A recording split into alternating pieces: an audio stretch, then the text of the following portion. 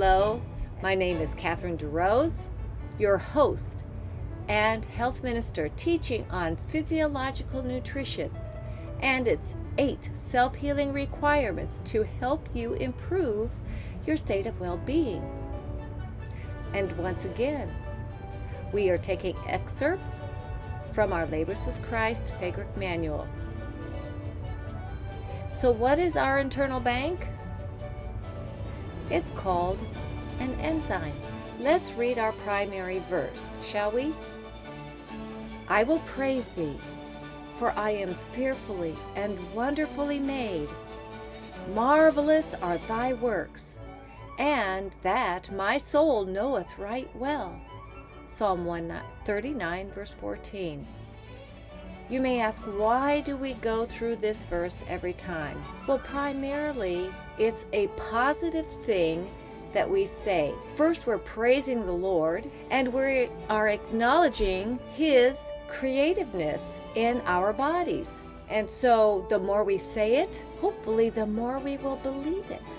So, our topic lineup today revolves around your internal bank. So what is our internal bank? It's called an enzyme. An enzyme is a protein that speeds up or causes chemical reactions in living matter. Enzymes are key to ignite all life. Only living organisms can produce them. Without them, you would be a pile of lifeless chemical substances, such as minerals, vitamins, water, and almost always a protein. Lifeless chemicals. Enzymes operate on both chemical and biological levels, and science cannot measure it really or create its own biological or life energy.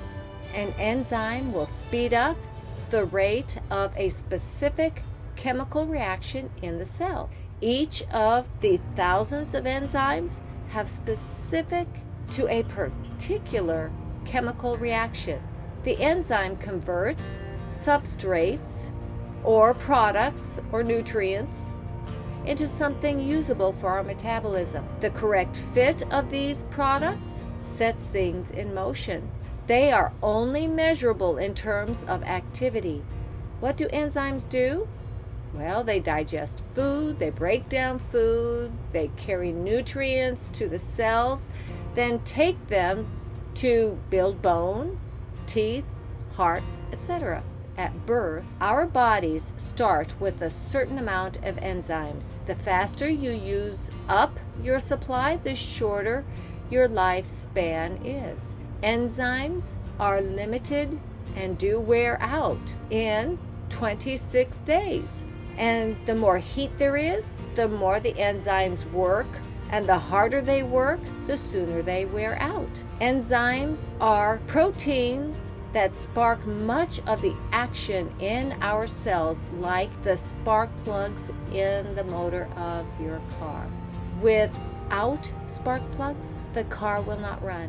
And if you have bad or weak spark plugs, you will have nothing but problems with the motor from then on. Think about your digestive enzymes the same way. They use the same principle. As we age, our supply of and the ability to replenish them weakens. We, therefore, are less able to metabolize the food we eat. We get slower, heavier, lazier, and dis-ease takes root much easier than when we were young. The rapidly spreading epidemic of autoimmune diseases is related to the lack of phytochemicals, or in other words, plant chemicals.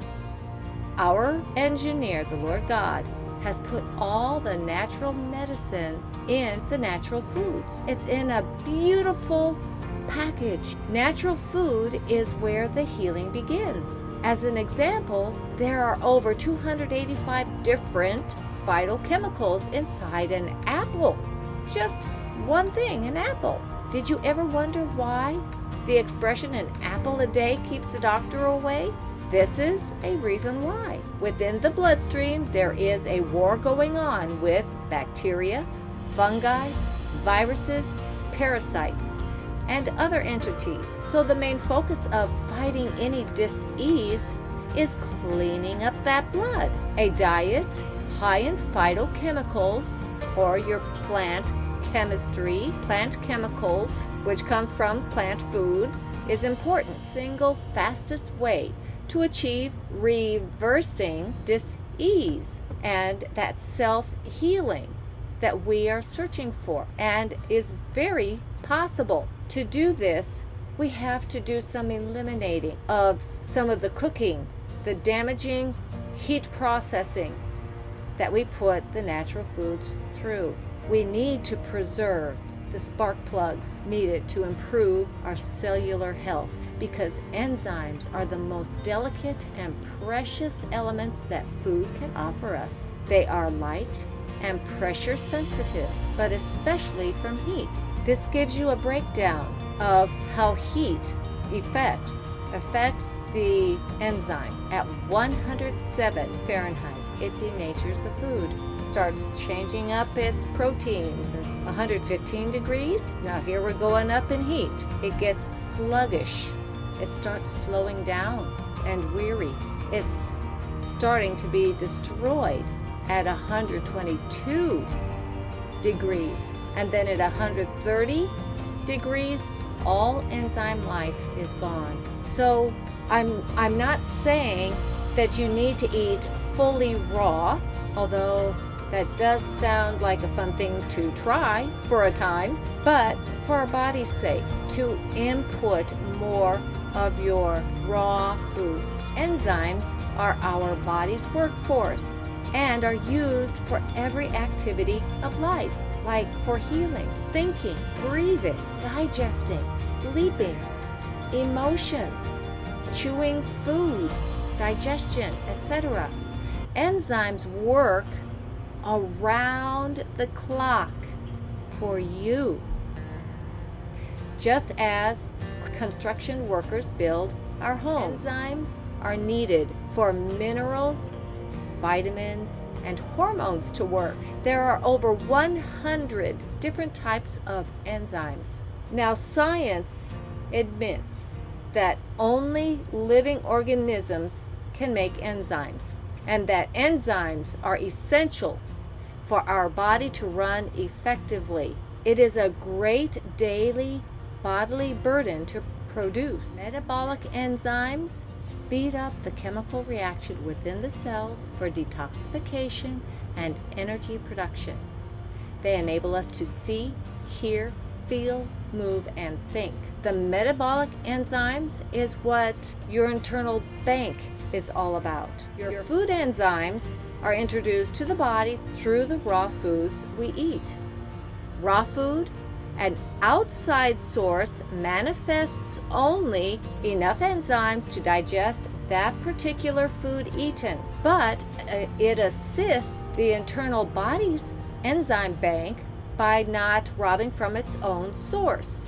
If you eat only cooked food, that robs your internal bank to digest that food, if that makes sense. Digestive enzymes are secreted along the digestive tract to break down food into nutrients and waste. How can we be of assistance to our ever-diminishing enzyme bank? Let's take a look at the outside sources that gives our body a jump start in the digestion process that we will call pre-digestion. This frees up our body's energy store to run more efficiently.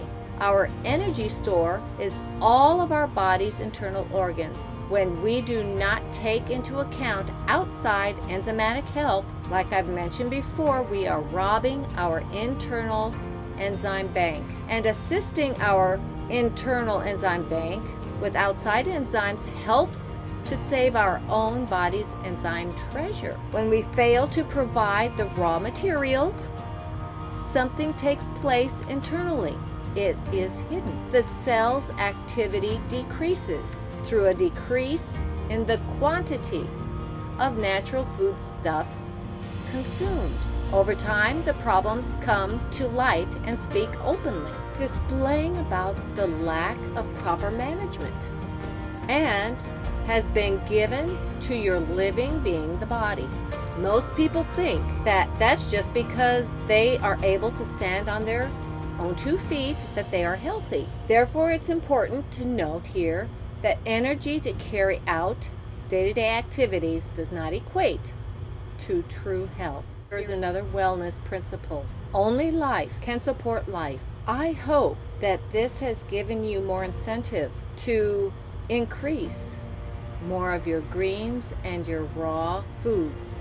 Confident that you will be surprised at how your body will respond. Some of those self-benefits. I am very thankful that you have decided to join me on this adventure of this ultimate physical self-care information you could ever gift yourself and others. It demonstrates that you care about yourself and first. I am confident it will help you to discover new levels that you thought never were possible in healing.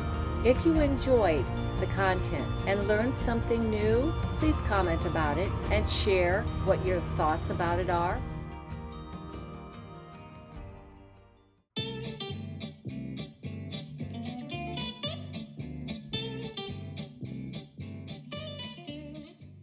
Is it odd to have a favorite protein? Well, I don't think so. Probably because my favorite protein happens to remind me of one of my favorite childhood games, Pac-Man. If you haven't played Pac-Man before, then chances are we're much older than you. But now you can play it on Google. Just Google Pac-Man. It's a Google Doodle. Anyway, I digress. But see, in Pac-Man, you have this little character. It goes around, finds these pebbles, and the pebbles fit right into it. Well, a lot of illustrations that you will find of enzymes, they happen to look, at least us, a lot like Pac-Man. I remember P for Pac-Man and P for protein. Most enzymes are proteins. Now, in the game, we mentioned there are these little pebbles that Pac-Man goes after. Well, enzymes have a specifically shaped area called an active site, where items can bind. The items are called substrates. It's very specific binding because the active site is specifically shaped for the substrate that binds there. Very specific. So what happens when a substrate binds an enzyme? Well, usually the substrate is held there with some weak bonds because it's not going to stay there forever. And something called induced fit will happen, which means the active site can change its shape even more to bind that substrate, like an enzyme substrate hug. The enzyme can either build up or break down the substrates that specifically bind to it, and we call the resulting item the product. An enzyme has the ability to really speed up reactions. Reactions that technically could happen on their own, but with the help of enzymes, they can be sped up to make processes effective for life. Let me give you a great real-life example. The enzyme lactase. Another really cool thing about enzymes is that they often end in ASE, like lactase. Many sugars, on the other hand, end in OSE, and lactose is an example of a sugar. Lactose is a disaccharide, meaning it contains 2 sugar molecules bound together. We don't actually digest it so well in that form. It's big. The enzyme lactase has the ability to break lactose down into smaller parts that our body can digest. And this is a lot better option than waiting for a chemical reaction with lactose to happen spontaneously. Now, with the lactase enzyme, lactose can be broken down quickly and digested. Now, there are some people that do not produce enough lactase. They can be what we call lactose intolerant, which means that if they consume foods that have lactose, such as milk, it can make them sick. They can't break the lactose down efficiently without lactase. In that example, one thing to point out, lactase, the enzyme, can break down a lot of lactose, the substrate. The lactase doesn't get used up in the reaction. It's still there. We call enzymes a catalyst because they can be used over and over and over and over in the reaction. By the way, your digestive system uses all kinds of enzymes. You have lipase, and that breaks down lipids, which are fats.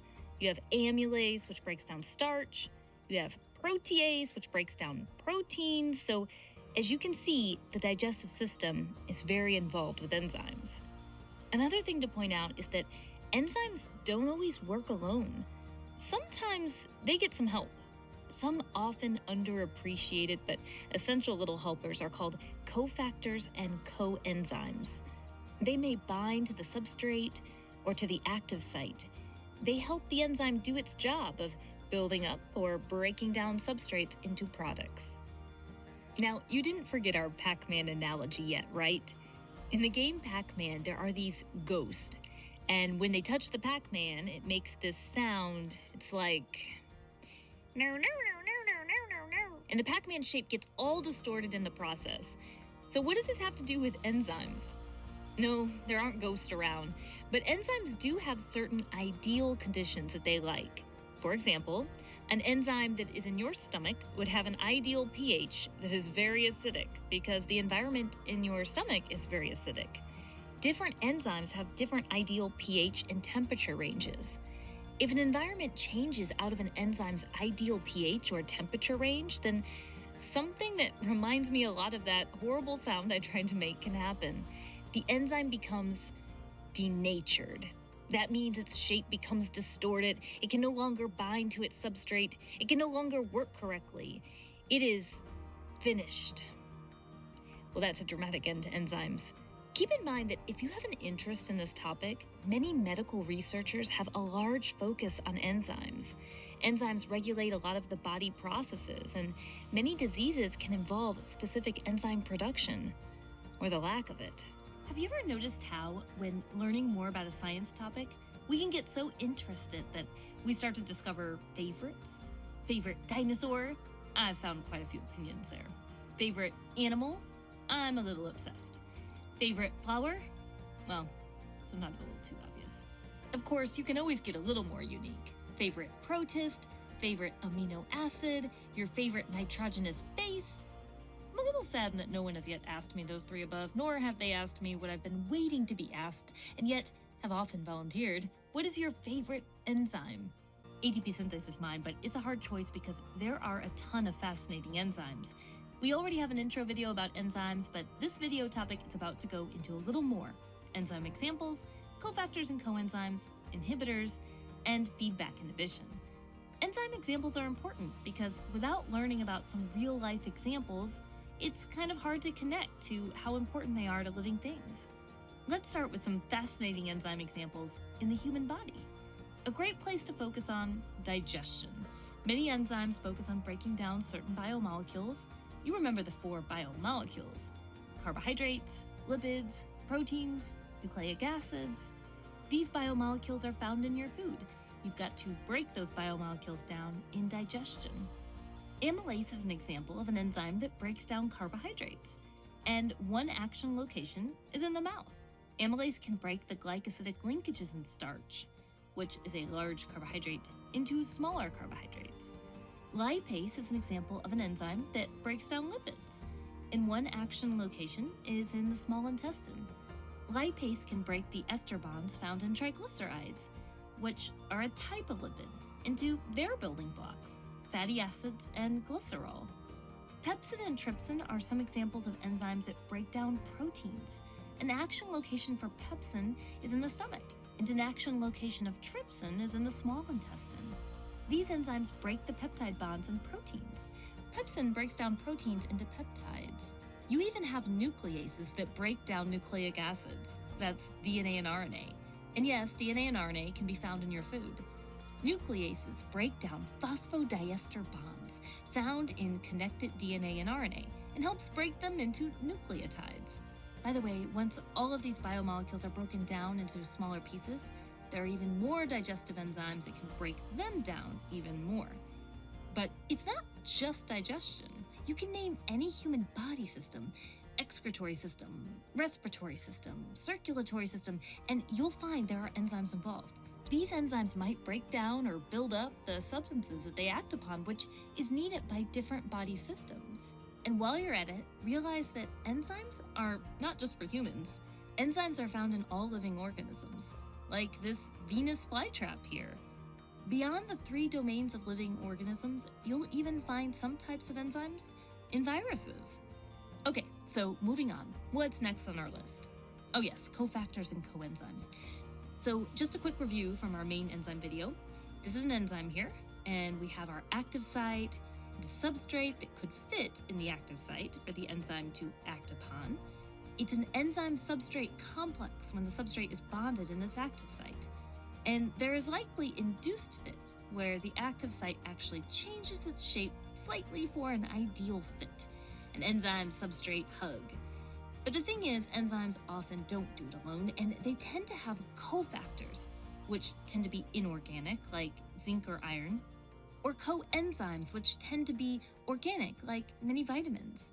Cofactors and coenzymes may be permanent or temporary, which often depends on how they're bonded. A cofactor or coenzyme may sit in this active site here. It helps the bonding of the enzyme and substrate so that it can work at its best, and sometimes it won't even work at all without them. An example of a cofactor or coenzyme? You know when we've mentioned DNA polymerase, an enzyme in DNA replication? It often has a zinc ion as a cofactor to help. There are also inhibitors. They might be reversible or not reversible. A lot of that depends on how they bond. They may be competitive or non-competitive.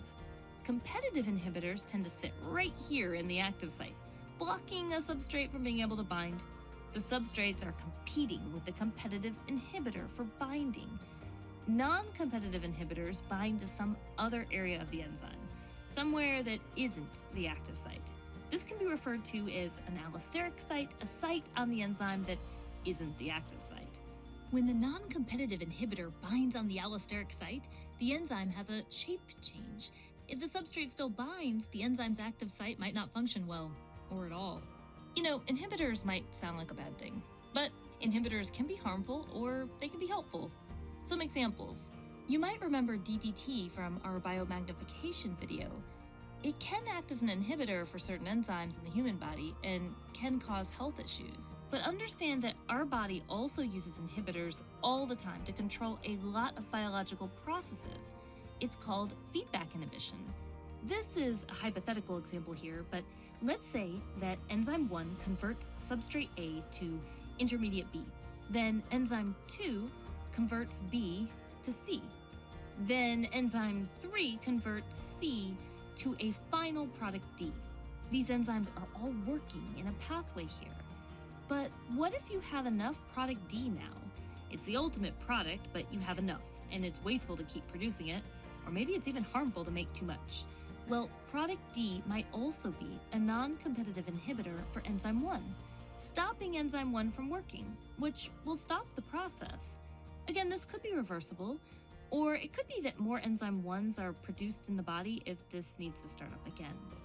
So to recap, we explored some real-life enzyme examples, talked about cofactors and coenzymes, inhibitors, and feedback inhibition. But one last thing. We're big on asking why. What is the significance of learning this?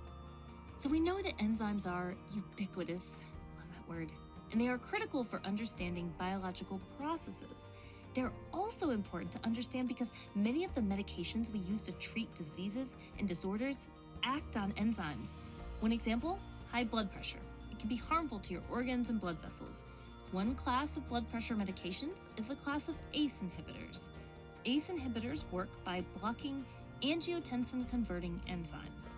When inhibited, these enzymes can't convert angiotensin to angiotensin II.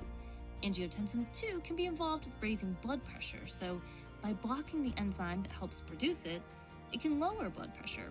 There's some more complexity with this to explore. By the way, it's not just the human body. Medications can act on enzymes and microbes that make us sick. For example, penicillin. Penicillin is an antibiotic, but it works by inhibiting the enzyme transpeptidase, which prevents many types of bacteria from being able to build their cell wall. Well, that's it for the Ameba Sisters, and we remind you to stay curious.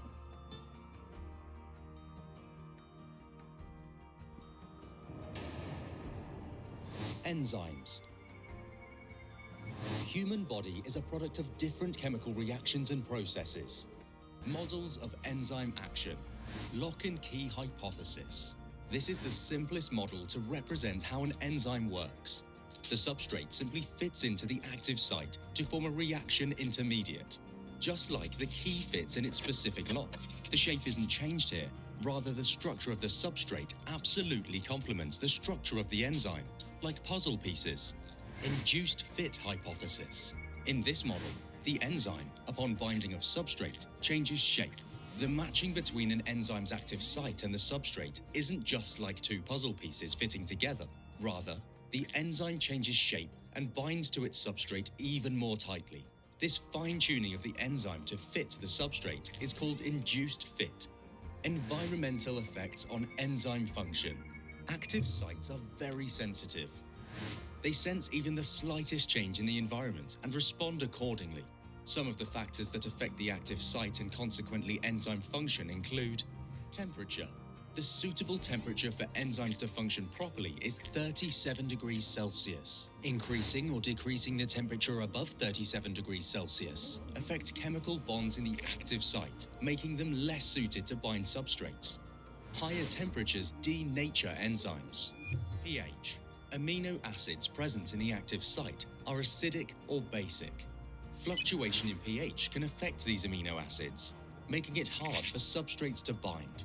Extreme pH values can denature enzymes. Enzyme concentration. Increasing enzyme concentration will increase the rate of reaction, as more enzymes will be available to bind with the substrates. However, after a certain concentration, any increase will have no effect on the rate of reaction. Substrate concentration. Increasing substrate concentration increases the rate of reaction. This is because more substrate molecules will be colliding with enzyme molecules, so more product will be formed. But again, this effect is valid up to a certain concentration. Inhibition of enzyme activity. Some evil substances called inhibitors reduce or even stop the activity of enzymes in biochemical reactions. They either block or distort the active site, thus inhibiting the reaction. Based on this, there are two types of inhibitors given below. Competitive inhibitors occupy the active site and prevent a substrate molecule from binding to the enzyme.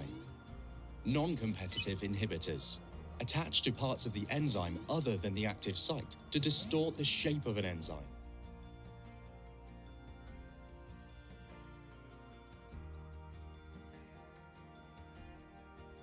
You know, people think that if they cram food in one end and some poop comes out the other, that everything is going as planned, but that's not always the case. In order to completely benefit from the food that you're eating, you need to be able to totally break that food down and assimilate the nutrients in that food, and that's not always the case for everybody. The digestive process is a complicated function of the body, and digestive enzymes are a crucial part of that process. But it's also important to understand what digestive enzymes can and can't do, and we'll cover that in this video. Let's jump in.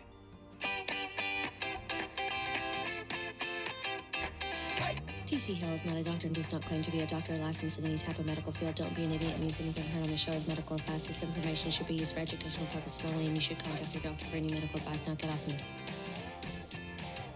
There are supplemental enzymes that can be used for different purposes, like there's systemic enzymes that can be used for a wide variety of purposes, like clearing out arteries or taking care of a blood clot. But in this video, we're just going to talk about digestive enzymes. Now, in nature, foods contain enzymes that help you break that food down and pull all the nutrients out of that food. It's kind of like the food you're eating is helping you break that food down. The problem is when we heat or process our food, it kills those enzymes. So how much of your food do you eat that's raw or not processed? If you're like most people, it's not a huge percentage. So that can be a problem. Now, the good news is that our body has a stockpile of enzymes that can be used to help break these foods down. We also have enzymes that are meant for other purposes that the body can convert into digestive enzymes and help us break these cooked or processed foods down. The other problem is that If you use a food and convert it into a digestive enzyme, you're taking away an enzyme that was meant for another purpose. So another purpose may be problematic now, and it may not be completing that function because that enzyme was used for something else. Another problem is that as we age, we deplenish these stockpile of enzymes and we can run out, and now the body's kind of stealing things from other places just so that we can digest our food. For that reason, we kind of feel like anybody over 40 should be supplementing with digestive enzymes. The reason is if you can't digest your food fully and pull all the nutrients out of that food, not only can that lead to malnutrition issues and problems with specific nutrient deficiencies, but any food that isn't broken down properly, it now becomes a burden for the body. And now the body has to try to figure out what to do with this burden. Sometimes it's shoving some stuff into fat cells and causing weight gain, and sometimes it's depositing junk in other places, which can cause a wide variety of other problems. So we want to be able to break the food down correctly so that it doesn't cause problems with the body. There are also different types of enzymes that help us break down different types of foods. Amylase is an enzyme that helps us break down carbohydrates and turn those into sugar molecules so the body can use that glucose. Lipase is an enzyme that helps us break down fats, and this can be a big deal because the body needs a lot of dietary fats just to help the body function correctly. But even beyond that, if we can't break down these fats correctly, we can't assimilate a lot of fat-soluble vitamins, which can lead to a lot of vitamin deficiencies and a wide variety of health issues. If someone has lost their gallbladder, so they don't have proper bile flow to help them emulsify their fats correctly, then supplementing with an additional lipase supplement could help them improve their ability to digest those fats correctly. Now, if that is you, if you've lost your gallbladder, there's other steps you'll want to take, and you can learn how to do those in our free 4-week digestion course. We have a section just for people who've lost their gallbladder with some steps they can take to improve some issues. So if that's you, you can find that link in the description below. Protease helps us break down proteins and turn those proteins into amino acids, and that's basically the building block of the whole body. The body can't use chicken to rebuild muscle tissue. It has to break it down into amino acids, and those building blocks can be used to rebuild organs, tissues, and all the things that make up your entire body. So it's a kind of a big deal. Other enzymes like lactase are used for specific types of foods, like dairy. Lactase helps us break down dairy products. We like to see people use a broad spectrum enzyme that includes all these enzymes and maybe even some others. But if someone is like lactose intolerant, for some people that can be an issue of not having enough of that lactase enzyme. So they may want to supplement with an additional lactase enzyme to help them correct that intolerance. Now, some people are dealing with food sensitivities to dairy, so sometimes increasing that enzyme isn't enough. Sometimes they have to correct a food sensitivity issue. But for about half the people who are feeling like they're lactose intolerant, just by increasing a lactase enzyme, that can be enough to correct the problem. Now, a lot of these broad spectrum enzymes will include lactase, but for these people with lactose intolerance, it's often not enough. They often need to add an additional lactase supplement that's just lactase. And it's really easy to find those, and we'll put a link down below in the description to one you can find on Amazon easily. It's also important to understand how crucial digestive enzymes are, but that doesn't mean that supplementing with digestive enzymes is going to be enough to fix a major digestive issue. I see people all the time promoting using digestive enzymes to fix things like bloating or constipation or other digestive symptoms. And the reality is that that's only going to help if a person is right on the fence and they just need a little bit of help or a little bit of a boost. But for most folks who are dealing with these digestive symptoms, they're going to need to fix some underlying causes, and then the digestive enzymes can just be a little bit of a boost. The reason for this is that the enzymes are only a small portion of the digestive process. We need to be able to create enough stomach acid, or HCl, in the stomach to acidify our food so we can start that breaking down process. And a lot of people are not making enough stomach acid for a wide variety of reasons. And once that food is properly acidified in the stomach and it leaves the stomach and goes into the duodenum, which is the first 10 inches of the small intestine, then we need to be able to squirt bile, which is very alkaline, from our gallbladder down onto that acidic product to neutralize those acids. And when this alkaline bile meets the acidic product leaving the stomach, it creates a sizzle. And this sizzle is what helps us bust that food apart and really be able to pull all those nutrients out of that food. And a lot of people have their bile too thick and sticky to flow correctly, so that bile isn't flowing correctly. So maybe they're missing the stomach acid, maybe they don't have proper bile flow, or maybe it's both. But in a lot of cases, they don't have the ability to help that food get that sizzle and really bust apart so that it can be actually assimilated correctly. Now, once the food is busted apart from that sizzle, then the enzymes are really needed to help break those particles down even smaller so that the body can use those. But if the food isn't getting busted apart, the enzymes aren't really going to be able to help that process a whole lot. So if you're dealing with any digestive symptoms at all, be sure to watch our Digestive Troubles Explained video so you can understand the underlying cause of those problems, along with steps that you can take to correct them. We also don't like to see people take an unlimited amount of digestive enzymes, like a lot of enzyme manufacturers will say is a good idea to do, because a lot of these enzymes are made to break down protein, and a lot of our tissues are made of protein. So if a person's dealing with a specific imbalance that can cause excessive tissue breakdown, then taking a lot of these digestive enzymes can just magnify that imbalance and make the problem a whole lot worse. Now, we teach people in that 4-week digestion course that's free how to figure out if they're dealing with that imbalance or not. So you can check that out if that's a concern for you. But for most people, just taking 1 or 2 digestive enzyme capsules per meal is plenty, and that's really all you need. Now, there's a lot of really bad products out there that are available in the supplement world for consumers, but it's a little bit harder to screw up enzymes. Most enzymes are going to be okay as long as they don't include ingredients that can disrupt the digestive process. I'm really shocked and annoyed a lot when I see manufacturers putting ingredients into a digestive enzyme that can actually turn off the digestive process. Why are you going to do that? That's not optimal. So as long as they don't have any of those types of ingredients, most digestive enzymes are going to be okay. The ones we use I like to call magic enzymes because they have a little ninja trick that can be an extra benefit if you use those. But these are called Digestive from Empirical Labs. Now, we're not the manufacturers of these enzymes, and this isn't a paid promotion video or anything like that. These are just the ones we found work really well, and this is what we use with our clients. But the reason we use these is because Digestive is a gentle, broad spectrum enzyme that includes a lot of those enzymes that we talked about, but it also includes zinc and some other cofactors that the body needs to be able to make its own stomach acid properly, HCl. Now, if somebody's dealing with low stomach acid levels, the amount of HCl in this particular enzyme is not going to be enough to really fix that problem. They may need to also take other steps to improve the stomach acid function in their body. And we teach you how to do that in the free 4-week digestion course in the description below. But with these cofactors in the Digestive, it can reduce how long you need to take those steps and help the body recover its own process of making its own HCl. So that's a really high benefit, and that's why we like to use these enzymes. We'll put a link to where you can find those enzymes in the description below as well. But you can see that digestive enzymes can be a really easy, simple, no-hassle way to give your digestion a boost, but also keep your body from stealing enzymes that are meant for other purposes and turning those into digestive enzymes. So that can be a huge benefit as well. Close with our closing verse, Deuteronomy 13:30, verse 19. And it says, I have set before you life and death, blessing and cursing.